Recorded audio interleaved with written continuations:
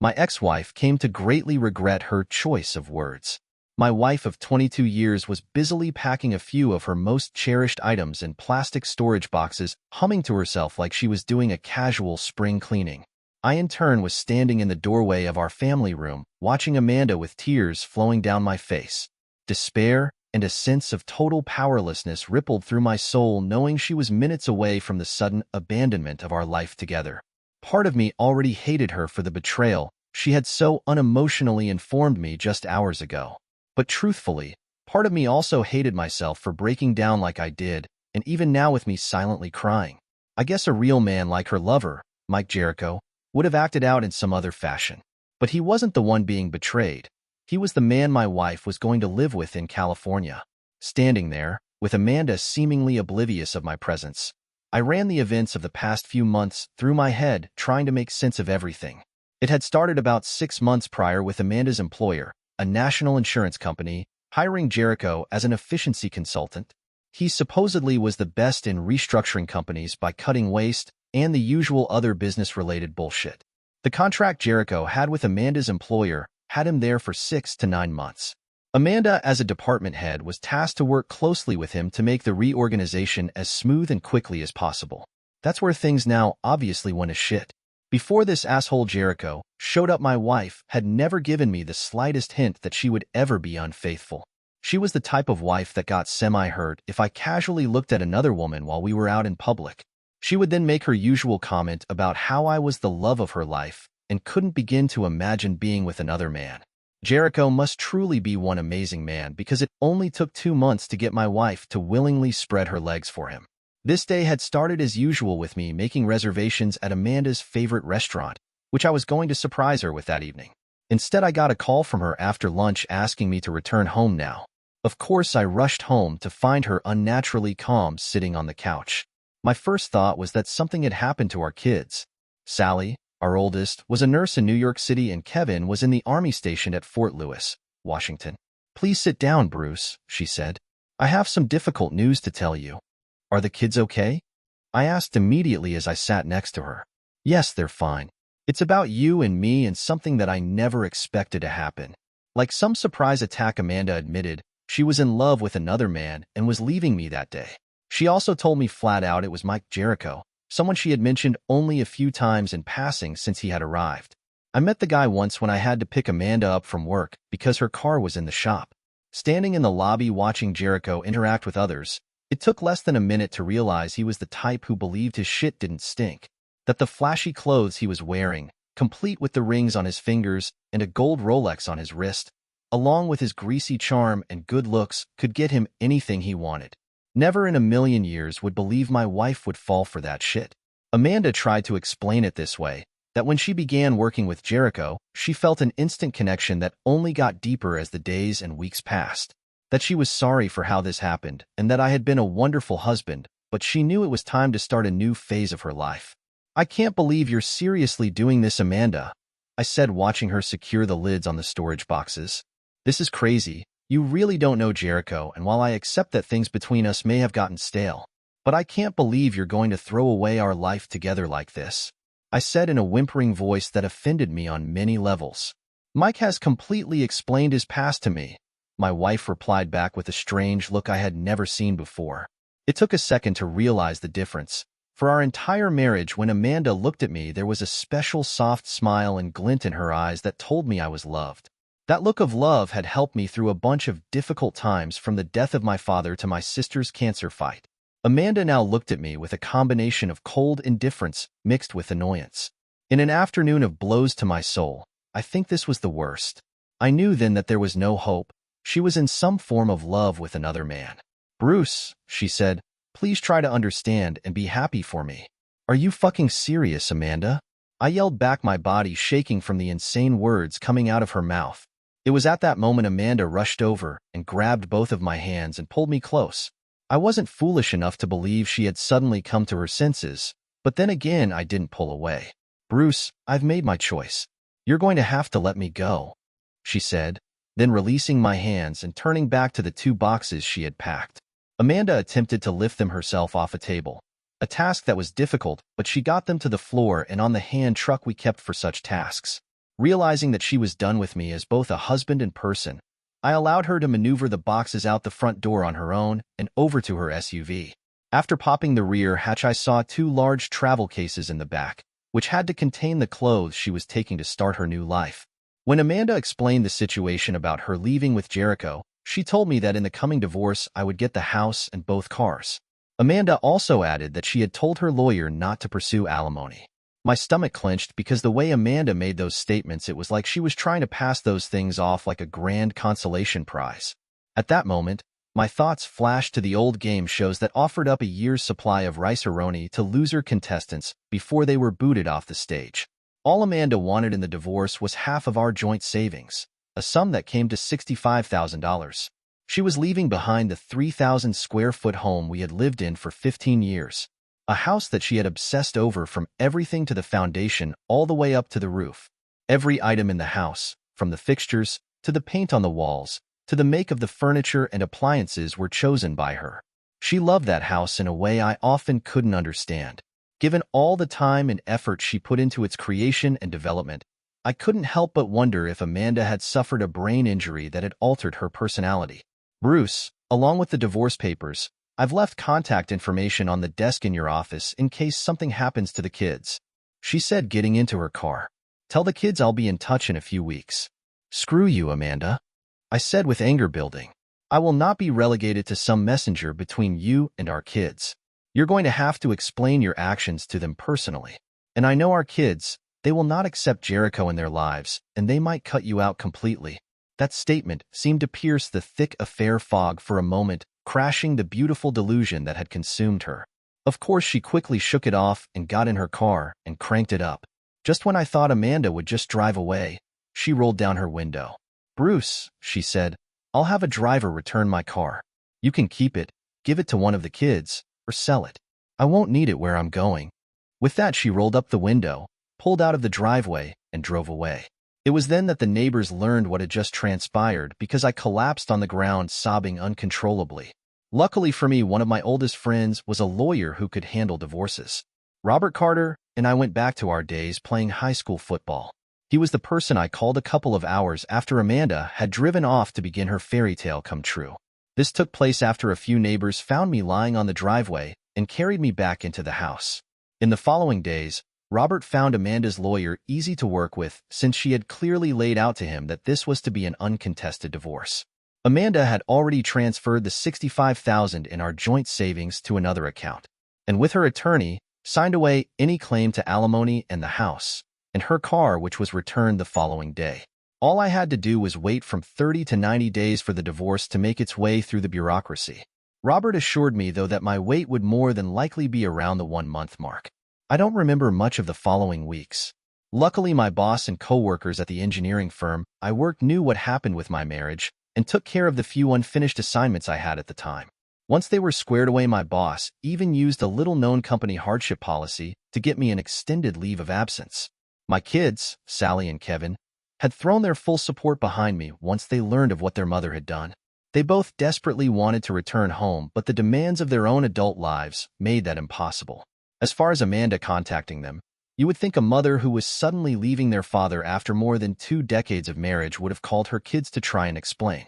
But no, when I reached the kids after talking with Robert, I found out they hadn't received any communication from their mother in several weeks. Goddamn, that Mike Jericho must have one magic dick. After talking with Robert and the kids, I pretty much shut down after that, refusing to leave the house or talk to anyone else. A few weeks later, some sense of self-awareness finally crept back the morning after Robert called to tell me it was time to sign the papers. Of course, that would have required me to be presentable in public.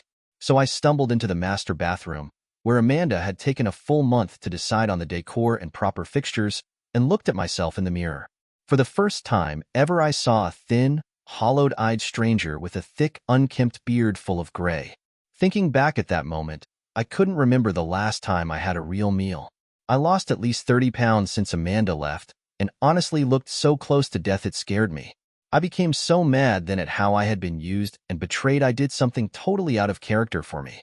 I punched the mirror with my fist. The glass shattered all over the sink. My right hand was badly cut with blood going everywhere. It took a visit to the emergency room and a few stitches to finally clear my head. I still had enough time afterwards to get cleaned up and go to Robert's office. Robert looked on with some concern as I signed the divorce papers in his firm's conference room. Who would have thought that a hardened divorce attorney who had gone through his own marital nightmare could still have empathy for a stupid client who still loved his errant wife? "Well, Bruce, you are officially divorced," Robert said in a way that was supposed to bring me some relief. "Yay me," I said with spite. "Bruce," he said, standing up, bringing an end to our meeting, "I know this sucks, but I've got to say you came away from this divorce mostly unscathed. Losing just $65,000 in the settlement, given your shared wealth, is a win in anyone's book. With this state's divorce laws, I've known cheating wives that have taken almost everything from their former husbands." I stayed silent, taking no comfort in Robert's words as I stood up to shake his hand and leave. It was then that I caught sight of the pretty paralegal entering the room, a blonde somewhere in her 20s looking at me visibly overwhelmed with pity. A more dynamic and smarter version of me probably could have milked her emotions for a rebound pity fuck. But in truth, that talent for me never existed. I was clearly no Mike Jericho. Having Jericho take my wife and live rent-free in my head was almost too much to bear. I walked out to my car wondering just what in the hell I would do now. My wife and kids held all the meaning in my life. The kids were grown and out on their own, so Amanda had become my purpose. I fucking cried after getting in the car, totally oblivious if anyone saw me break down. At some point, I guess a self-preservation instinct kicked in and I regained my composure. It was the last time I cried over Amanda. A couple of weeks later, I'm back at work trying to rebuild my life. I think the worst thing was the looks that the others gave me. There were several variations. I was mostly looked at with deep pity, but there were a few looks of suspicion, with some whispering there had to be a reason why Amanda threw away what on the surface looked like a perfect marriage. The real hell for me was when I returned to the house we shared. Amanda's ghost was everywhere, given all the time and effort she had done to create what for her was the perfect home. It was so overwhelming I had dreams each night of her returning to me begging for forgiveness. It was obvious what my next move would be. Just a few days later, a moving van rented by a used furniture dealer backed into the driveway. I sold him, at a bargain price, just to spite Amanda's metaphorical ghost, almost every item in the house that wasn't bolted down. When he and his workers left, there was only a bed for me, the large screen television, the basic kitchen appliances, a couch, and my recliner. The house was so empty, any sound echoed through it like a cave. I wasn't done yet. Even when the kids were living with us, Amanda's creation was insanely too large for a family of 4. I had no intention of living in it alone any longer than I had to. I called a real estate agent the next day. A few weeks later, I found a nice patio home for sale and snapped it up immediately. The big house was also listed at a bargain price and bought by a family with 4 young kids. Seeing the wonder in the eyes of the mom and dad as they walked through the empty rooms of their new home brought me my first joy in months. A little over 4 months had passed since Amanda destroyed my world, and I was developing a new normal for my life. Especially heartening was that both Sally and Kevin had, in no uncertain terms, cut their mother out of their lives. Apparently, Amanda and Jericho went on a 2-week-long cruise after arriving in California, and she didn't try to contact the kids until well after it was over. It was a little after the 6-month point of Amanda leaving that I got a phone call from an unknown number. It was late in the day, and I had just cooked a frozen pizza and popped the top on a beer when the phone buzzed. I declined the call and went back to the movie I was watching. At some point, it occurred to me to look up the area code, and I laughed when I learned it was the one from the San Francisco area. I figured it was probably from a telemarketer, but I found it comforting how much I didn't care one way or the other if it was Amanda trying to make contact. It was the 8-month mark when everything blew up. I got a call from Amanda's sister, correctly named Karen because she was 1, informing me that Amanda had tried to contact me. I instantly thought back to the unknown call from the San Francisco area. "Well, Karen," I said, "I'll take your word for it, but I haven't received any call from her. And frankly, our marriage ended on really bad terms, so I don't have any desire to talk with her. Plus, according to your sister's own words, Mike Jericho is her true soulmate. If it involves the kids, whatever relationship she can rebuild with them is on her. Not only will I not help my ex-wife with anything, I really don't know if I would piss on Amanda if I saw her on fire." Karen and I only tolerated each other at the best of times, so not surprisingly she hung up without saying another word. Though, I couldn't help but ponder what might have gone wrong between Amanda and Jericho. If Amanda had run head first into some form of reality with her lover, She was going to be in a world of trouble for someone to save her. My former father-in-law and mother-in-law were dead, and Amanda's sister and her husband were taking care of his aging parents. And even if Sally and Kevin were speaking to their mother, neither had any way for her to live with them. Oh well, I thought to myself as I took a sip of my beer. Amanda should have $65,000 to cushion any return to the real world. I did realize that I hadn't mentioned to Karen that I had sold the house and everything in it. It was a month later when the final shoe dropped. I was sitting in the office I shared with another engineer when the phone on my desk rang. "Hello, this is Bruce Evans. Can I help you?" I said, not paying attention to the number on the screen. "Yes, Mr. Evans," a female said. "I'm Dr. Sylvia Altman calling from Sacramento Regional Hospital, and I need to inform you that your wife, Amanda Evans, is my patient. She was in a car accident a couple of weeks ago and has just regained consciousness. Her Illinois driver's license records have you listed as her next of kin." Needless to say, Dr. Altman was taken back when I chuckled. "Yeah, Dr. Altman, we've been divorced for about 8 months. My ex-wife should have updated her emergency contact information. She's in a relationship with a man named Mike Jericho. He's the one you should contact." "That's just it," Dr. Altman sighed. "With Ms. Evans unconscious, the police ran the license plate on the car and contacted Mr. Jericho. He has disavowed any responsibility for Ms. Evans and has stated they were not in a long-term, committed relationship." "Oh wow, I don't know what to tell you, doctor. As I stated, she and I are divorced, and the breakup of our marriage for me was unexpected and brutal. I really don't see how I can be of help to Amanda. Not to get petty, but she burned our bridges thoroughly, and the last thing she said to me was her certainty that she and Jericho were meant for each other." "Yes," Dr. Altman began. "Mr. Jericho has gone as far as to have his lawyer make it clear to the hospital that he wants no further contact from Ms. Evans. Dr. Altman, Amanda has money. She got $65,000 out of the divorce." I responded, now knowing where this was going. "Ms. Evans says that money is gone and that she doesn't have any medical insurance. Mr. Evans, your ex-wife has repeatedly asked about you and has some idea you'll help her." "I'll be on the first flight I can get," I said to the doctor, not believing the words coming out of my mouth. "Do you want to speak with Ms. Evans?" The doctor asked. "She still has a long recovery ahead of her, but your ex-wife wants to speak with you," she said, obviously relieved that someone would come to her injured patient. "No," I replied. "I need to speak with my lawyer before talking to her." Dr. Altman didn't push the point, and I believed she fully understood the nature of how our relationship ended. We talked for several more minutes, getting some of the details about how the car wreck happened. What I began to understand was that Jericho and her were having a fight with Amanda, fleeing his residence in one of his cars. My ex-wife was never a good driver, and being in control of some high-end vehicle on unfamiliar roads and bad weather explained everything to me. What Dr. Altman only alluded to was that after examining Amanda, she had evidence of physical abuse on the part of Jericho against her. After talking with my lawyer, I got a red-eye flight to Sacramento and arrived at the hospital 8 hours later after a long layover in Dallas. It was early morning when I met with Dr. Altman. I wanted to talk with her and fully explain my position before seeing Amanda. The doctor wasn't happy with what I told her, but didn't stop me from proceeding since Amanda had done nothing but ask for me since becoming conscious. I walked into Amanda's room to see her awake and sitting up. Her right arm was heavily bandaged, and it was obvious she had suffered numerous cuts and lacerations. I also noticed the broken nose and black eyes, but didn't really know if that was from Jericho or the car accident. When she saw me, it was immediately clear the Jericho delusion was broken. Looking at me, she had that soft smile and twinkle in her eyes that said I was the love of her life. All I could think was, "Oh damn. I knew you would come save me," Amanda said before breaking down in uncontrolled sobs. "I've been such an ungrateful fool," she blurted out between howls of what could have been either shame or relief that I had arrived.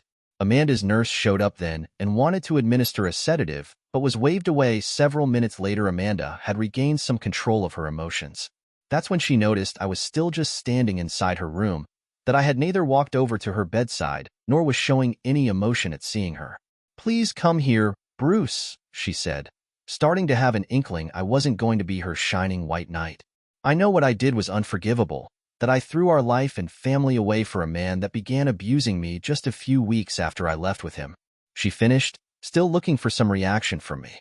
"Tell me everything that happened, Amanda," I said coldly, grabbing a chair near the foot of her hospital bed and taking a seat. I listened as Amanda began telling her story of how Jericho had manipulated her into believing her life had been wasted. That Jericho had used his charm to delude her into wanting to start a new and wonderful life with him. "How many times did you two fuck before the day you packed up and left with him?" I asked. "Bruce, please, I don't want to talk about that," Amanda said quietly and looked away. "Answer the question," I said in a tone of voice that must have scared her. "We started having sex about a month after we began working together." She answered, obviously ashamed. "When did you first get a hint that you had made a mistake? That Jericho wasn't the soulmate you said he was while sitting on our couch at home?"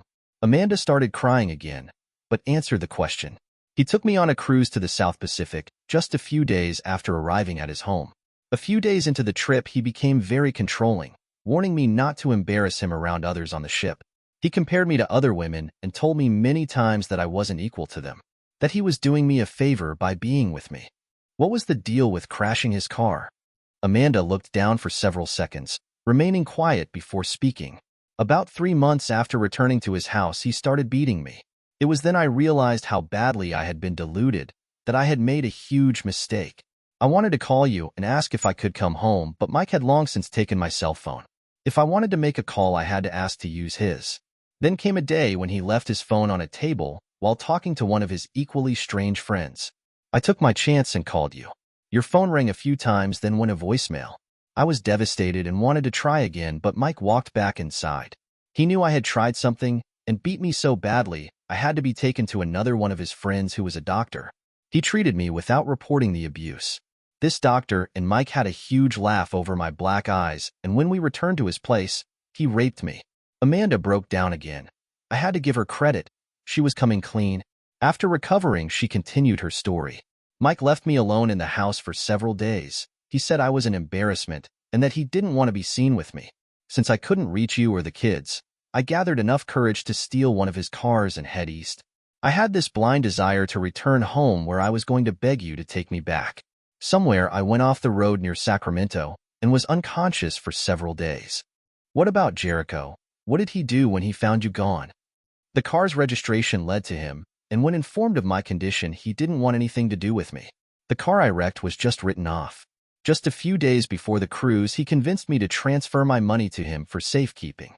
So I guess my money went to paying off the wreck."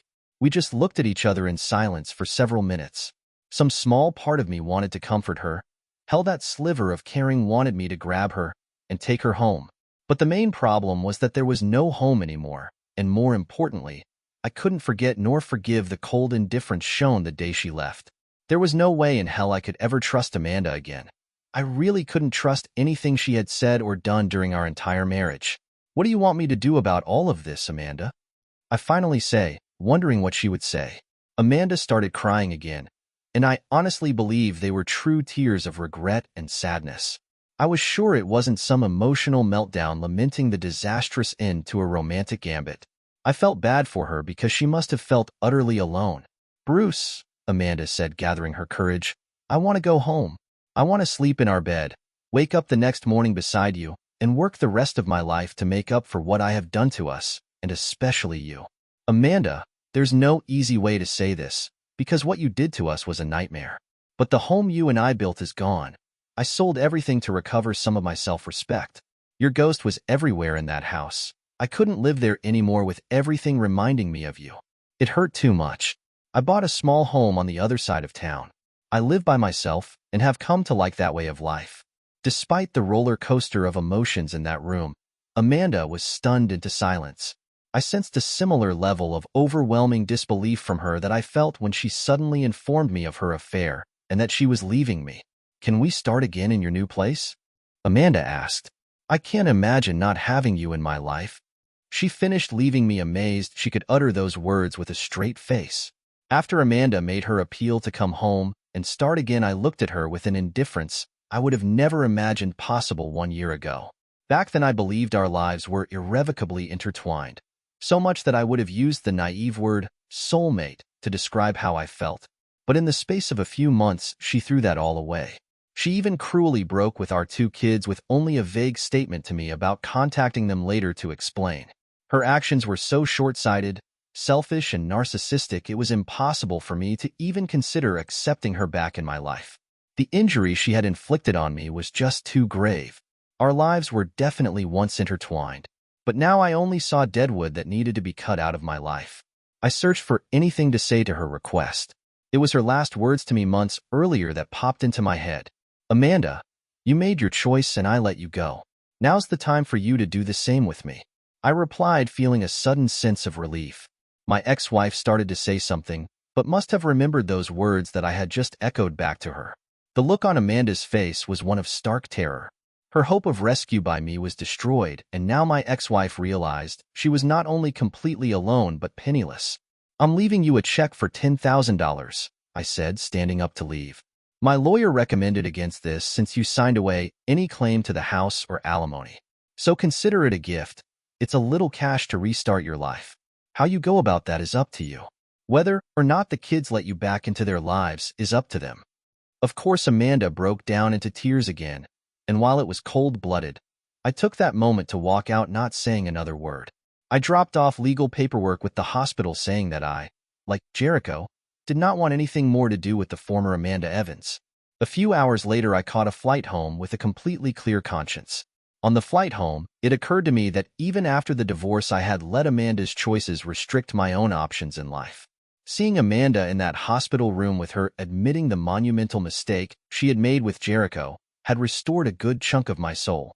Along with that was seeing Amanda's face when she realized I wasn't there to rescue her, that whatever future she had didn't include me. This new feeling of vindication was liberating, but also came with a curious burden. I had been living among the pieces of our broken marriage. It was on me to sweep away the shattered glass that was all those past commitments and fond memories. It was time for me to begin a new life.